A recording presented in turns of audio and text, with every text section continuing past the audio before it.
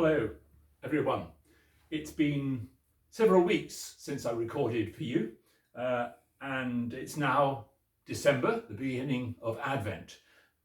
Inside, because it's far too cold and dark outside, we haven't lit the fire yet, but I think the next recording we'll do in front of the fire, so it's even more dramatic and Christmas-like. I'm going to start with a short piece by W.B. Yeats, the poet from Ireland. And if I can find it, I thought I had it, but I didn't. Here we are. It's called The Fiddler of Donne. When I play on my fiddle in Donne, folk dance like a wave of the sea. My cousin is priest in Kilvarnet, my brother in Mochrabui. I passed my brother and cousin, they read in their books of prayer. I read in my book of songs I bought at Sligo Fair. When we come to the end of time, to Peter sitting in state, he will smile on the three old spirits, but let me first through the gate. For the good are always the merry, save by an evil chance, and the merry love the fiddle, and the merry love to dance. And when the folk there spy me, they will all come up to me with, "Oh, here is the fiddler of Donne," and dance like a wave on the sea. Now I'm going to turn to the anthology of A.A. Milne. And this is actually very appropriate at this time of the year. It's a poem about sneezes and coughs. It's called Sneezels. Christopher Robin had weasels and sneezels. They bundled him into his bed. They gave him what goes with a cold in the nose and some more for a cold in the head.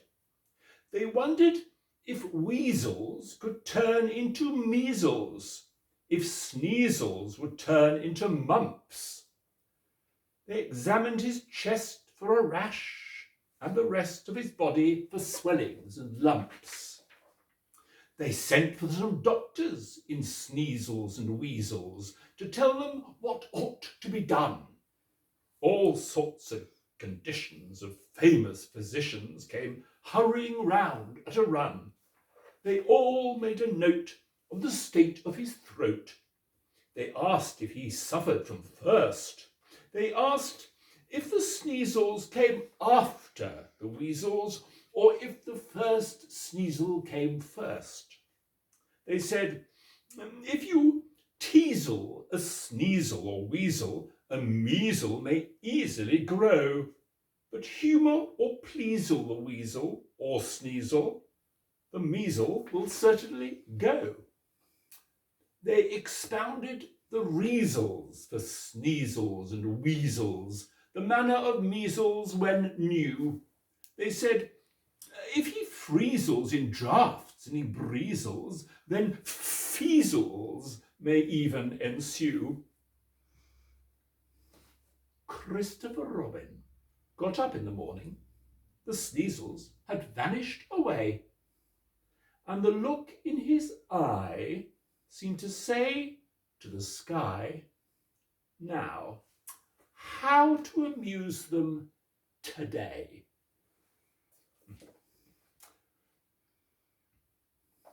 And another one from a boy of the same age called Cherry Stones. This is a poem about putting the stones of the cherry on the side of the plate when you're having your pudding. It's called Cherry Stones. Tinker, tailor, soldier, sailor, rich man, poor man, ploughboy, thief. And what about a cowboy, policeman, jailer, engine driver, or pirate chief? What about a postman or a keeper at the zoo? What about the circus man who lets the people through? And the man who takes the pennies for the roundabouts and swings, or the man who plays the organ and the other one who sings? What about a conjurer with rabbits in his pockets? What about a rocket man who's always making rockets? Oh, there's such a lot of things to do and such a lot to be that there's always lots of cherries on my little cherry tree. Now, well, very, very different poem this time, and 400 years earlier to boot. It's a poem by Donne, who was writing at the same sort of time as Shakespeare. And it's a song, it's a poem, a cynical poem really, about love and about how people get in and out of love very quickly. It's called Woman's Constancy. It's written in Old English, of course, but I think you'll get the gist. Now thou hast loved me one whole day. Tomorrow, when thou leavest, what wilt thou say? Wilt thou then antedate some new-made vow, or say that now we are not just those persons which we were? Or that oaths made in reverential fear of love and his wrath any may forswear? Or as true deaths, true marriages untie, so lovers' contracts, images of those, bind but till sleep, death's image, then unloose? Or your own end to justify, for having purposed change and falsehood, you can have no way but falsehood to be true.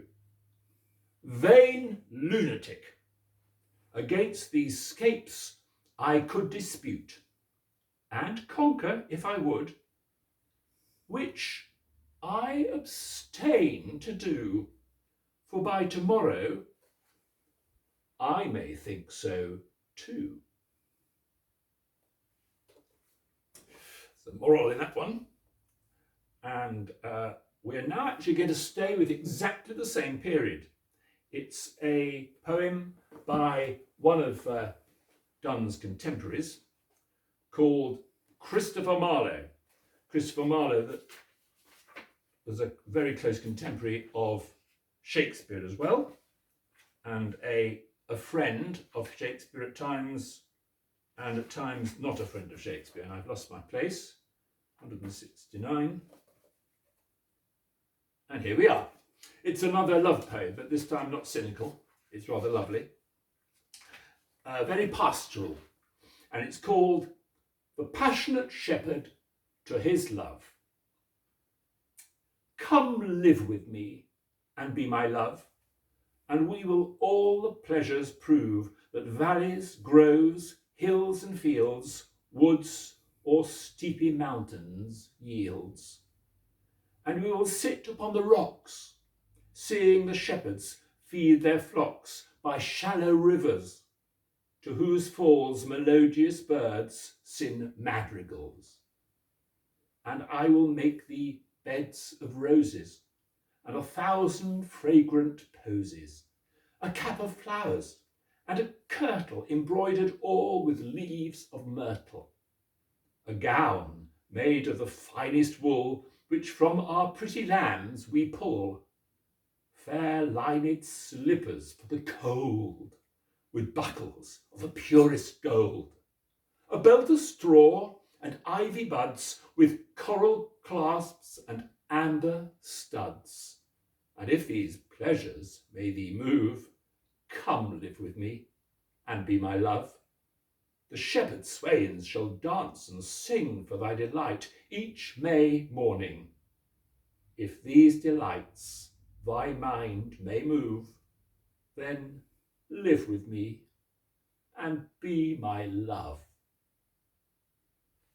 It's a very traditional pastoral poem. And now back again to the last century, back again to A.A. Milne, And this is a poem really written, telling us a story about a boy probably about 4 years old.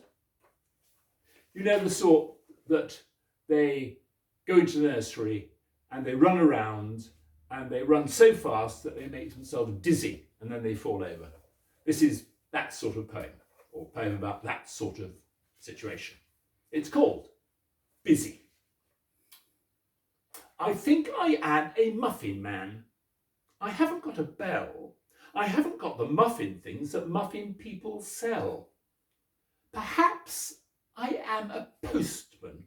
No, I think I am a tram. I'm feeling rather funny and I don't know what I am. But round about and round about and round about I go, all round the table in the nursery. Round about and round about and round about I go. I think I am a traveller escaping from a bear. I think I am an elephant behind another elephant behind another elephant who isn't really there. So round about and round about and round about and round about and round about and round about I go. I think I am a ticket man who's selling tickets, please. I think I am a doctor who is visiting a sneeze. Perhaps I'm just a nanny who is walking with a pram. I'm feeling rather funny and I don't know what I am, but round about and round about and round about I go, all round the table in the nursery, round about and round about and round about I go. I think I am a puppy, so I'm hanging out my tongue. I think I am a camel who is looking for a camel who is looking for a camel who is looking for its young. So round about and round about and round about I go, round about and round about and round about and round about and he falls down.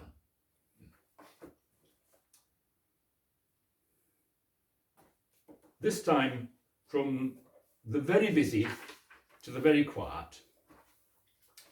And find the page when I'm from there. This is a lovely poem. It's the first in the second anthology, actually, of A. Milne. Now we are 6. And it is called Solitude. I have a house where I go when there's too many people. I have a house where I go where no one can be.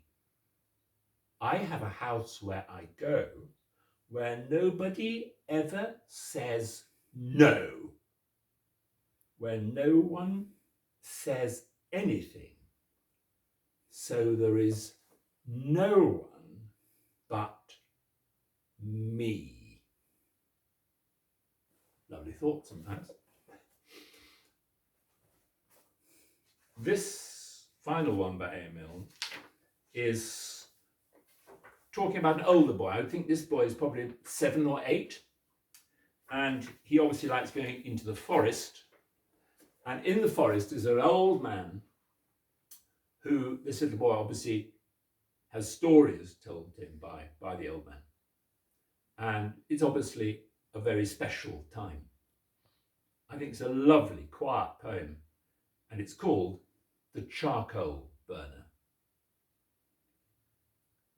The charcoal burner has tales to tell.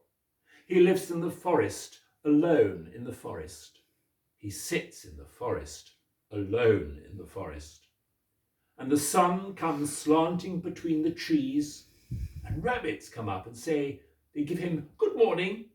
The rabbits come up and say, beautiful morning. And the moon swings clear of the tall black trees, and owls fly over and wish him good night, quietly over to wish him good night. And he sits and thinks of the things they know, he and the forest, alone together. The springs that come and the summers that go, autumn dew on bracken and heather. the drip of the forest beneath the snow. All the things they have seen, all the things they have heard. An April sky swept clean, and the song of a bird. Oh, the charcoal burner has tales to tell, and he lives in the forest and knows us well. Very beautiful. And this is arguably not quite so beautiful, written by a very famous poet at the beginning of the 20th century, Rupert Brooke.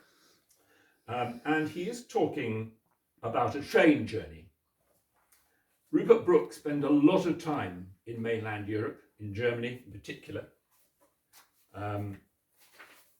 before the First World War broke out. And in this one, he's talking about a train journey. He was going at night, and the explanation immediately below the title explains what it's about. The title of the poem is Dawn, and underneath it explains, from the train between Bologna and Milan, second class. Opposite me, two Germans snore and sweat. Through sullen, swirling gloom we jolt and roar. We have been here forever. Even yet a dim watch tells 2 hours, 2 eons more. The windows are tight shut and slimy wet with a night's fetor. There are 2 hours more. 2 hours to Dawn and Milan. 2 hours yet. Opposite me, 2 Germans sweat and snore. One of them wakes and spits and sleeps again. The darkness shivers. A one light through the rain strikes on our faces, drawn and white.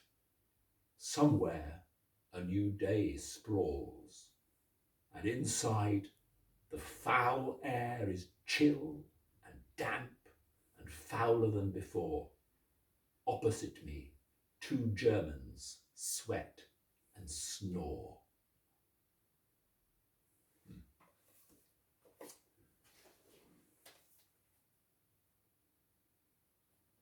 And now the last of the A.A. Milne for today,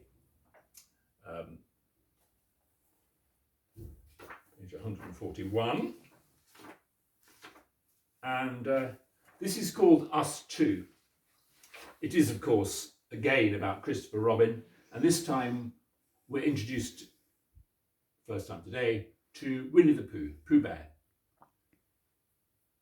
Us Two. Wherever I am, there's always Pooh. There's always Pooh and me. Whatever I do, he wants to do. Where are you going today? Says Pooh. Well, that's very odd, 'cause I was too. Let's go together, said Pooh, says he. Let's go together, says Pooh. What's twice 11? I said to Pooh. Twice what? Said Pooh to me. I think it ought to be 22. Just what I think myself, said Pooh. It wasn't an easy sum to do, but that's what it is, said Pooh, said he. That's what it is, said Pooh. Let's look for dragons, I said to Pooh.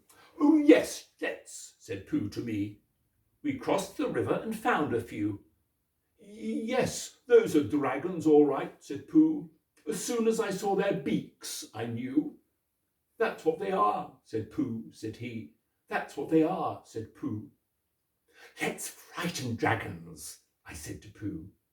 That's right, said Pooh to me. I'm not afraid, I said to Pooh. I held his hand. I shouted, shoo, silly old dragons, and off they flew. I wasn't afraid, said Pooh, said he.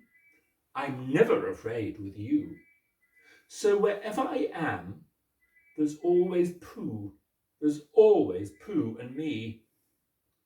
What would I do, I said to Pooh, if it wasn't for you? And Pooh said, true. It isn't much fun for one, but two can stick together, says Pooh, says he. That's how it is, says Pooh.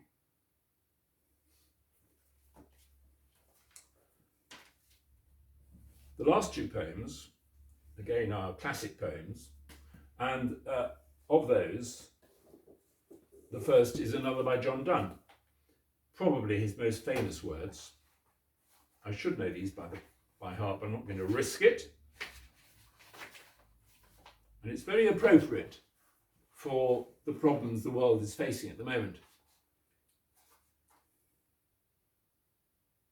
No man is an island entire of itself. Every man is a continent, a piece of the main.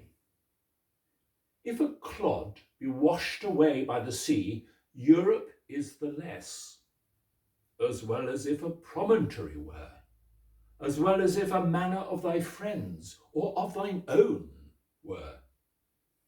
Any man's death diminishes me, because I am involved in mankind, and therefore never send to know for whom the bell tolls. It tolls for thee. And the final poem today is the same poet we started with, the Irish poet William Yeats. And it's really a love poem of sorts, of the sort that Irish poets are very good writing. And it is called The White Birds. I would that we were, my beloved, white birds on the foam of the sea. We tire of the flame and the meteor before it can fade and flee, and the flame of the blue star at twilight, hung low on the rim of the sky, has awaked in our hearts, my beloved, a sadness that may not die.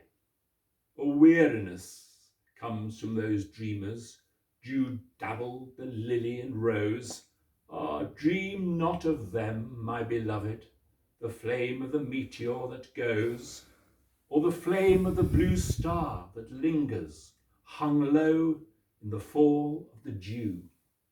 For I would we were changed to white birds on the wandering foam, I and you.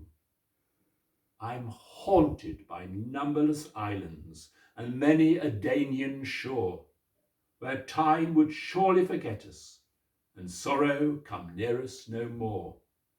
Soon far from the rose and the lily, and fret of the flames would we be, were we only white birds, my beloved, buoyed out on the foam of the sea. There, I hope you enjoyed it, and see you again soon. Cheerio.